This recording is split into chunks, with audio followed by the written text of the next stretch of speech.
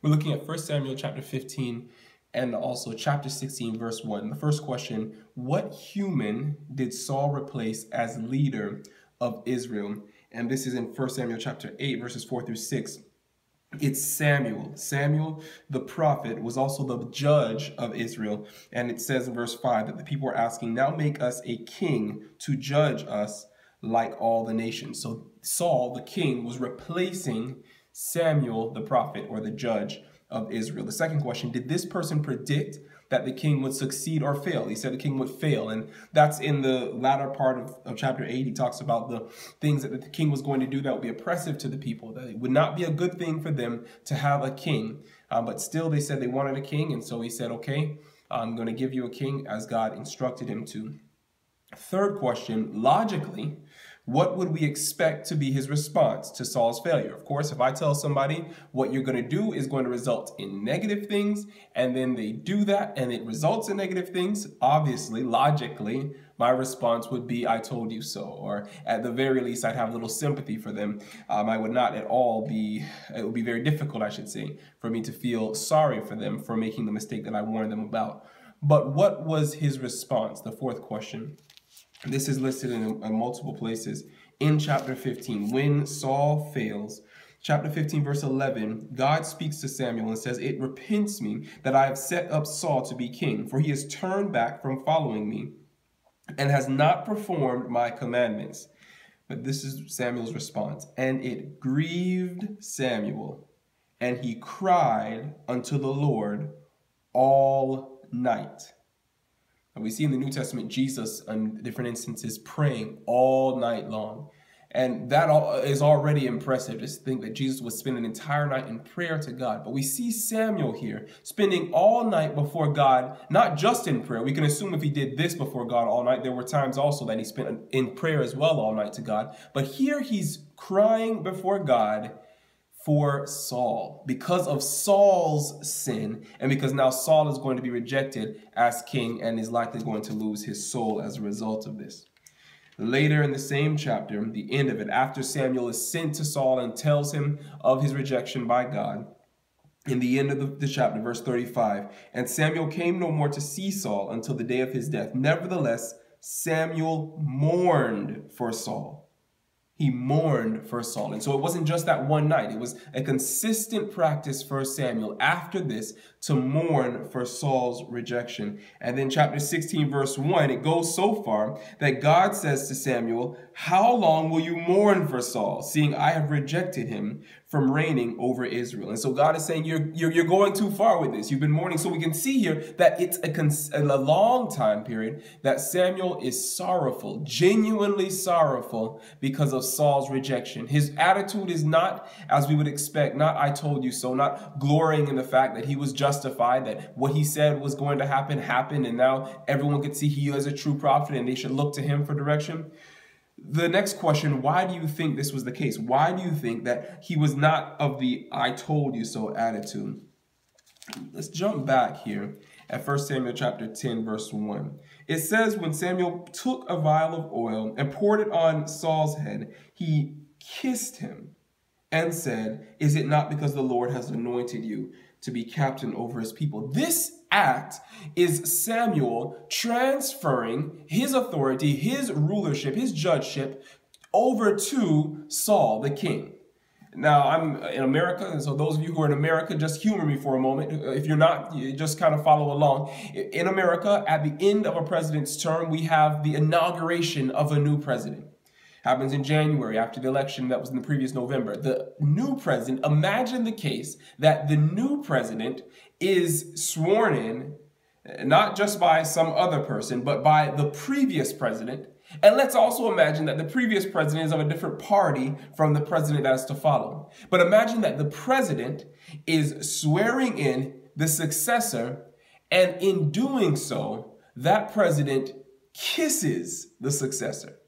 And not only are you taking my place, but I have to perform the ceremony that confirms you taking my place. And in addition to that, we see this open expression of love for the one who is taking his place.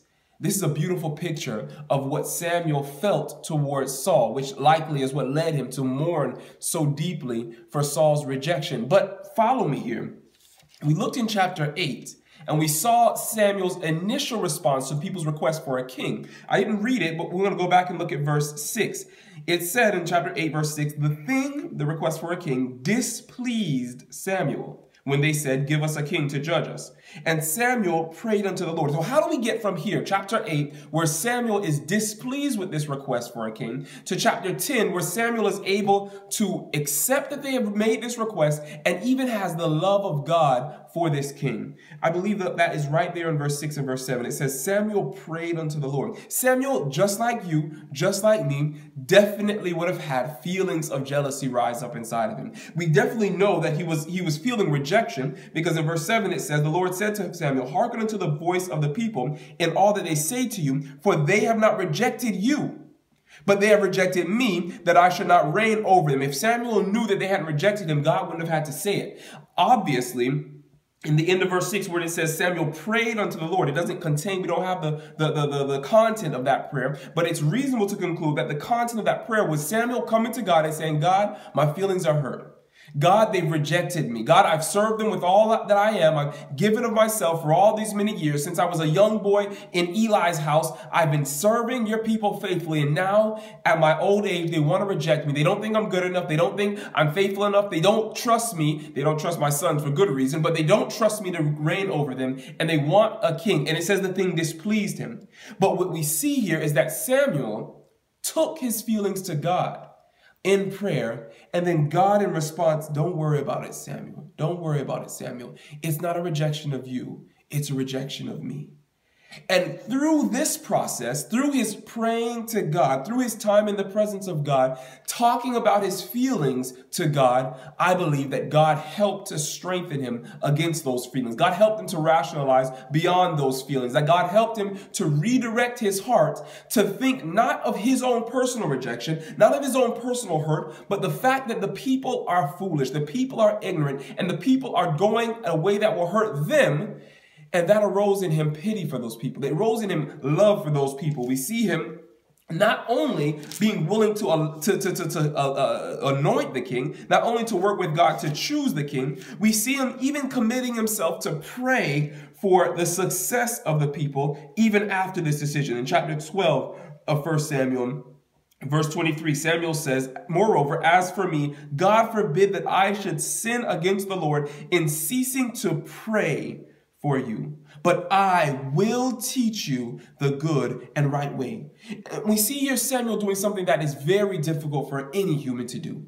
He himself is rejected, but he still desires the good of the institution he was serving. Let's be a little more personal here. If I'm treated wrongly at my job, if I'm passed up for a promotion, if somehow I'm demoted, if somehow I'm not treated fairly, what this would look like would be me, like Samuel, saying, I'm still going to pray for the person who got the promotion even though I should have got it. I'm still going to pray for the person who replaced me when I was demoted. I'm still going to pray for it and work for the good of the organization and work for the good of even that person. I'm going to even love them to the point of being willing to kiss them when they replace me. I'm going to do this because he believes in the good of the organization. Now, of course, if your organization is not a good organization, it's probably not a good analogy. But if you believe, as Samuel knew, you're working for the organization of the kingdom of God, you're working for the people of God, hard-headed and stubborn though they may be, he loved the people of God. And a very important point here is what we all need to work on with ourselves. It's easy to accept the will of God. It's easy to accept the providence of God, the guidance of God, the direction of God. It's easy to accept those things when those things tend towards our glory. When we are the one that is chosen to be ruler over the people, it's easy to say, yes, the will of God be so. And it's easy to have the best interest of the organization at heart. It's easy to sacrifice those. Samuel made a lot of sacrifices in his life. It's easy for us to sacrifice when we're at the top, when the success of the organization is also our personal success.